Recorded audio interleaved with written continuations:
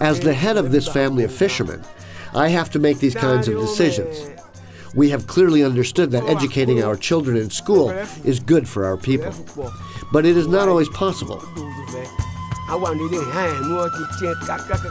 I have sent the younger of my 2 grandchildren to school, but I cannot allow the oldest to go. He has to stay with us and learn the profession of his grandfather and help us with the akaja.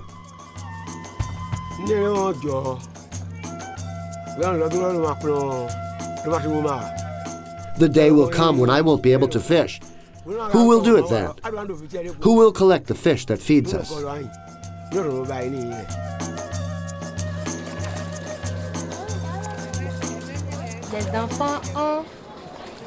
It is a real problem for the children to come to school because they don't often find a canoe in time.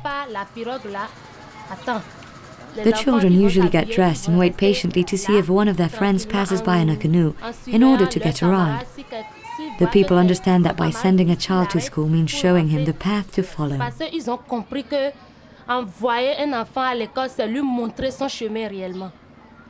They understand that sending a child to school is a true necessity.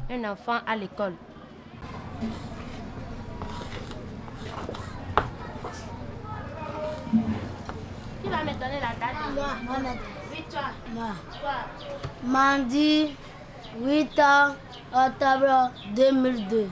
Très bien, un banc pour lui.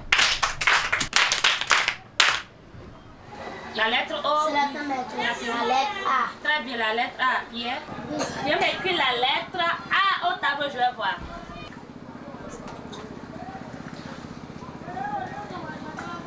Très bien. C'est comme ça, non? Oui. Voici la lettre A.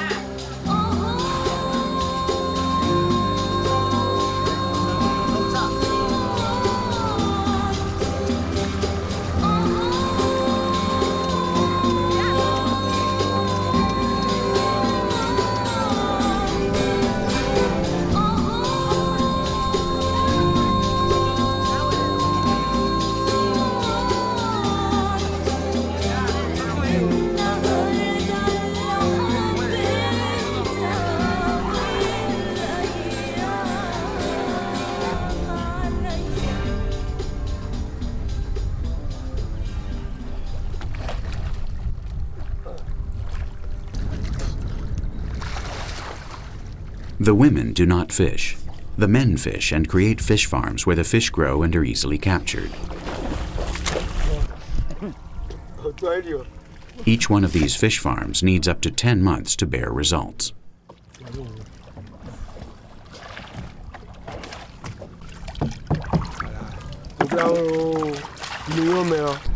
I'm happy living this way, seeing the fish that our nets collect and watching my grandchildren grow. Really, I would not change this life for a different one on terra firma. Since it could only be this way, the Tofinu worship a god who comes from the water, Tohosu.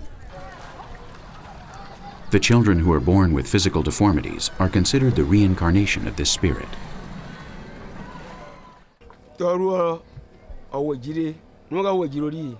You need to take good care of a Tohosu. According to how you treat him, he will work for you. If he is mistreated, his spirit will be reincarnated as your next child, who will be another Tohosu.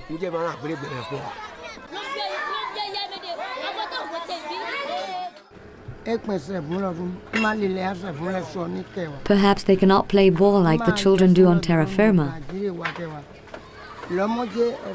But here they become great fishermen and they have just as much fun as the other children when they leave school.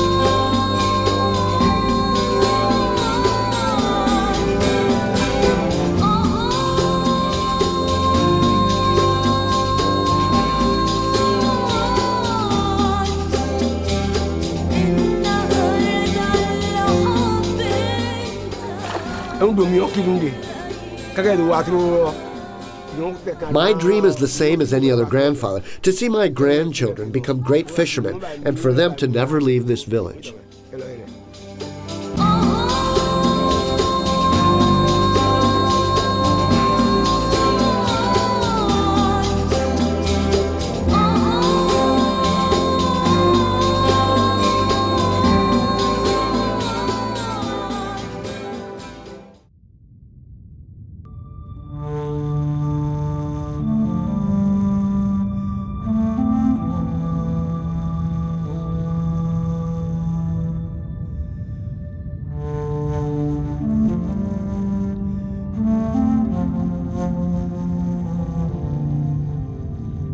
The Dogon mythology places the origin of creation in the stars, and more specifically the star Sirius. They are capable of describing the 3 satellites of this star exactly, and can even talk about its density. Their description of the rings around Jupiter are also amazing, keeping in mind that they are not familiar with the telescope. The big feast of the Dogon is celebrated every 50 years at the same time when Potolo, the first satellite of Sirius, needs to complete an orbit around it.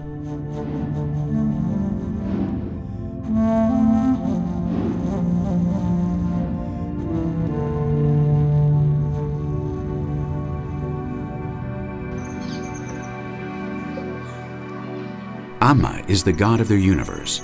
He sent Nomo, the amphibious god, to the Dogon country in order to bring them water and seeds, and to create the first human beings. Nomo is represented as an amphibian, creator of water and of life. No one believes in Nomo anymore. The youths do not follow the traditions. They all prefer to be Muslim or Christian.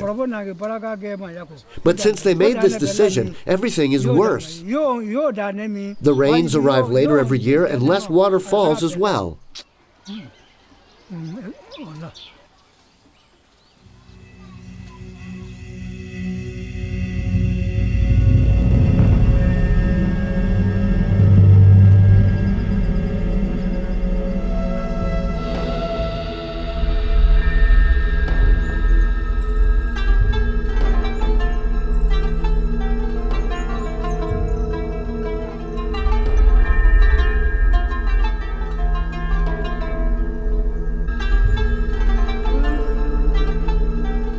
The inhabitants of Teli have moved to the plains to live closer to the mosque. Only old Kerman continues to live in the old town of Dogon.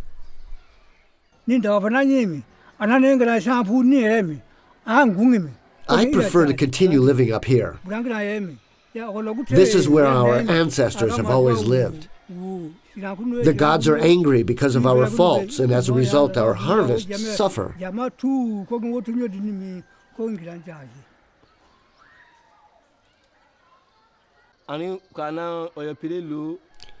We are all Muslim or Christians already.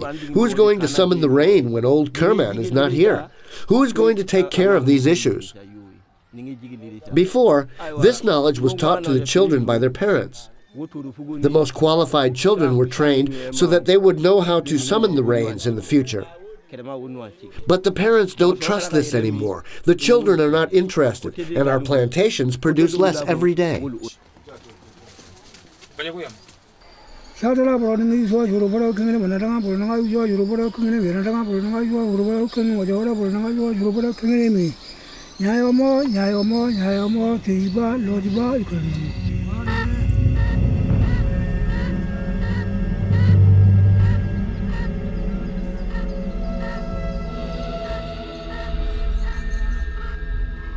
The strength of the earth is the water. Nomo molded the earth with water. Blood is also made with water. This strength is still in the stone, so that everything is mixed together.